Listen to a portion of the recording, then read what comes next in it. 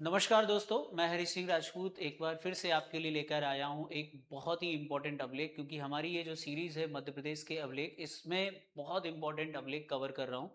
और कवर करने का उद्देश्य है कि जो एमपीपीएससी प्रीलिम्स आपका 26 अप्रैल को होने वाला है, उसमें जब आप पेपर दे रहे हो तो इन अभिलेखों से रिलेटेड कई सारे स्टेटमेंट वाले प्रश्न, कई सारे क्वेश्चंस आप लोगों को मिलें जब, तो आप उनको गलत नहीं कर पाएँ। आइए इस अभिलेख की बात करते हैं। आज हम जिस अभिलेख की बात कर रहे हैं मध्य प्रदेश के शिलालेखों में, उस अभिलेख का नाम तुमैन अभिलेख है। ऑलरेडी बहुत बार ये पूछा गया है। तुमैन अभिलेख जो कि कुमार गुप्त प्रथम, गुप्त शासक कुमार गुप्त प्रथम के युग का ऐतिहासिक, उनके युग का ऐतिहासिक साक्ष्य हमारे पास है। तो इस अभिलेख में क्या क्या मिला है, सबसे पहले हम लोग कुछ बातों को जानते हैं। सबसे पहली चीज, जब हम किसी चीज में पढ़ते हैं तो हम पहले पढ़ते हैं कि वो अभिलेख कहाँ से मिला है। तो देखिए, जो तुमैन है वो एक जगह का नाम है और ये जो जगह है वो हमको मिली है मध्य प्रदेश के अशोकनगर, वर्तमान अशोकनगर जिले के तुमैन गांव से ये अभिलेख हमको प्राप्त हुआ है। यह अभिलेख मुख्य रूप से गुप्त सम्राट जो कुमार गुप्त थे, यानी जो कुमार गुप्त हैं वो चंद्रगुप्त द्वितीय के पुत्र थे, तो कुमार गुप्त के शासनकाल की जानकारी देता है। अब ये अशोकनगर से 10 किलोमीटर दूर है, लेकिन हम थोड़ा सा जो हमारा तुमैन है इसकी जो है प्राचीन इतिहास के बारे में बात करते हैं। आखिर इसका नाम तुमैन क्यों पड़ा, तो इसके पीछे हमें कुछ कहानियां जाननी है। उन कहानियों को भी हम लोग जान लेते हैं, फिर हम अभिलेख की बात करेंगे। पहला, प्राचीन काल में एक बहुत ही प्रसिद्ध राजा हुए थे जिनका नाम था मोरध्वज। तो याद रखिएगा, ये जो तुमैन है, प्राचीन समय में राजा मोरध्वज की नगरी हुआ करती थी। इन्हीं के पुत्र थे जिनका नाम था, इनके पुत्र का नाम था ताम्रध्वज। ताम्रध्वज किसके बेटे हैं? मोरध्वज, राजा मोरध्वज के बेटे हैं। तो राजा मोरध्वज की ये नगरी थी, फिर इनके बेटे हुए जिनका नाम था ताम्रध्वज। ताम्रध्वज के समय पर इस नगरी का नाम पड़ गया था ताम्रपर्णी, ताम्रध्वज की नगरी या ताम्रपर्णी। फिर उनके बेटे हुए जिनका नाम था तुम्बध्वज। याद रखिएगा, तुम्बध्वज जो थे वो ताम्रध्वज के पुत्र थे, यानी मोरध्वज, फिर ताम्रध्वज, और उनके बेटे का नाम था तुम्बध्वज। तो मोरध्वज, ताम्रध्वज और तुम्बध्वज। तुम्बध्वज के समय इस नगरी का नाम तुम्बन पड़ा। क्या पड़ा साथियों? तुम्बन पड़ा, जो वर्तमान में तुमैन के नाम से जाना जाता है। तो ये तो हो गया इसके नाम की कहानी यानी जो वर्तमान अशोकनगर जिले का तुमैन गांव है वो राजा मोरध्वज के पुत्र तुम्बध्वज के नाम पर है, जिसे आज हम तुमैन कहते हैं।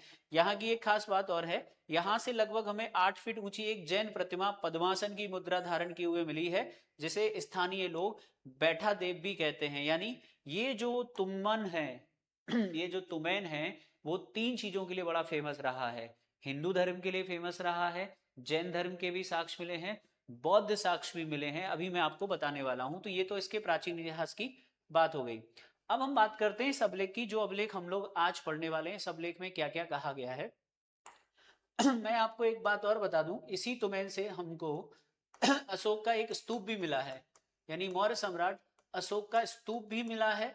ठीक है, जिससे कि ये जो स्थल है तुमैन, वो बौद्ध धर्म से भी जुड़ जाएगा। ठीक है, जैन प्रतिमा मिली है इसलिए जैन धर्म से जुड़ जाएगा, और हिंदू धर्म के मंदिर के साक्ष्य मिले हैं। इस प्रकार तुमैन तीनों धर्मों से संबंधित हो जाएगा। तो तुमैन से क्या है, देखिए, तुमैन से कुमारगुप्त प्रथम का संवत 111, अगर हम इसे वर्तमान जो ईसवी उसके हिसाब से देखेंगे तो 435 ईसवी का एक अभिलेख मिला है। इस अभिलेख में संस्कृत भाषा में, याद रखिएगा, ये अभिलेख किस भाषा में है? संस्कृत भाषा में है। गुप्तकालीन ब्राह्मी लिपि का इसमें प्रयोग किया गया है। इसमें लिखा है कि कुमारगुप्त प्रथम के शासनकाल में तुम्बन क्षेत्र का जो शासक है वो घटोत्कच था। देखो, बहुत ही इंपॉर्टेंट लाइन है। आपसे पूछा जा सकता है कि कुमार गुप्त के समय इस क्षेत्र का, तुम्बन क्षेत्र का शासक कौन था? तो घटोत्कच था। एक घटोत्कच हम गुप्त वंश में भी पढ़ते हैं, श्रीगुप्त का उत्तराधिकारी घटोत्कच, लेकिन ये वो घटोत्कच नहीं है। ये घटोत्कच कौन है, याद रखिएगा, संभवतः जब कुमार गुप्त पाटलिपुत्र के शासक थे तो उस समय तुम्बन क्षेत्र का जो शासक है वो उनके परिवार का कोई भाई या उनका कोई पुत्र था। कुछ जगह पर कुछ इतिहासकार मानते हैं कि ये जो है वो कुमारगुप्त का भाई था, कुछ मानते हैं उसका पुत्र था, जो इस क्षेत्र में शासन कर रहा था, जिसका नाम था घटोत्कच। संभवतः यह कुमारगुप्त का छोटा भाई अथवा पुत्र था। इस अभिलेख में वर्णित है कि यहाँ के निवासियों ने पर्वत के शिखर के समान ऊंचा, चंद्र प्रभा के समान देवालय का निर्माण करवाया। ठीक है, यह अभिलेख वर्तमान में ग्वालियर के गुजरी महल ग्वालियर संग्रहालय में संरक्षित है। ये आप देख सकते हैं, ये वो अभिलेख है। तो ये है तुमैन अभिलेख।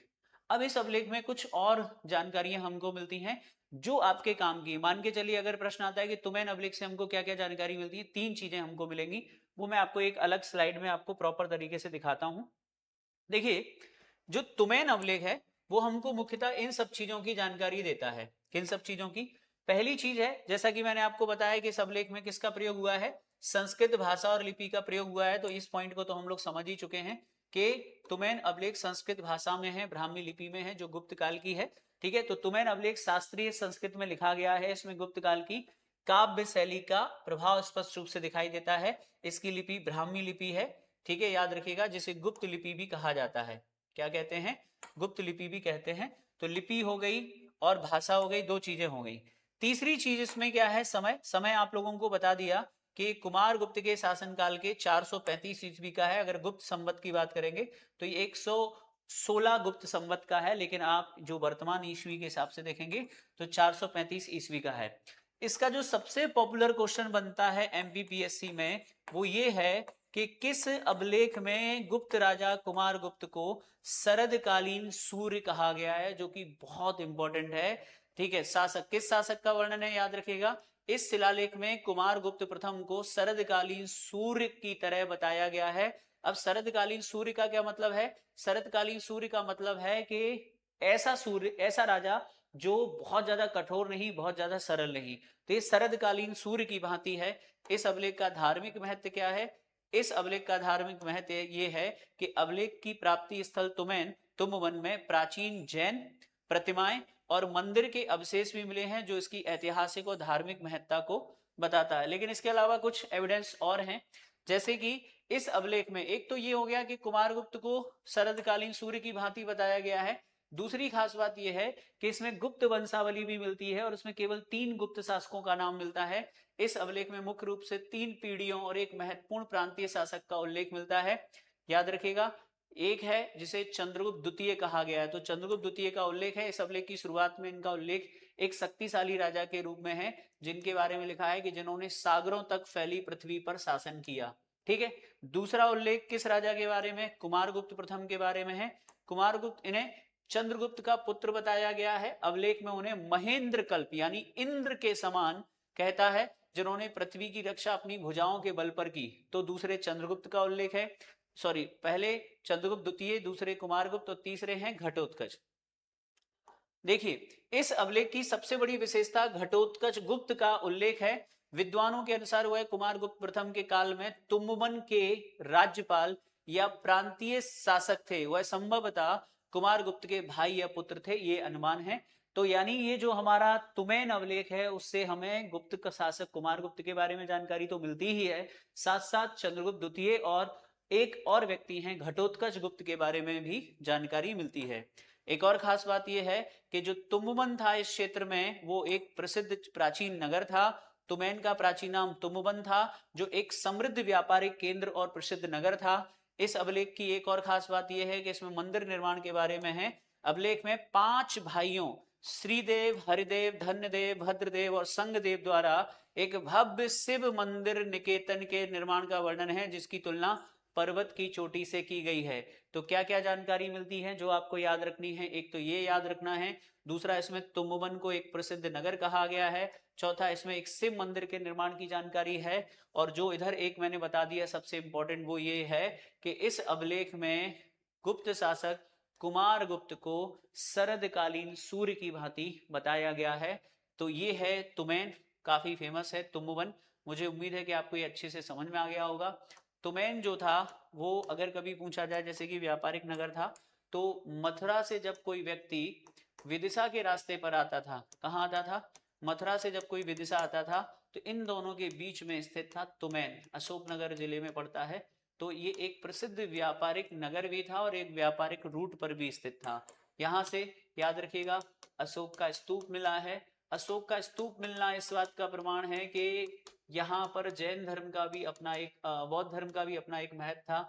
यहाँ से एक जैन प्रतिमा मिली है और यहाँ से एक शिव मंदिर भी मिला है। ठीक है, तो कुल मिलाकर याद रखिएगा ये बहुत ही इंपॉर्टेंट हो जाएगा तुमैन, जो कि मध्य प्रदेश के अशोकनगर जिले में स्थित है वर्तमान में।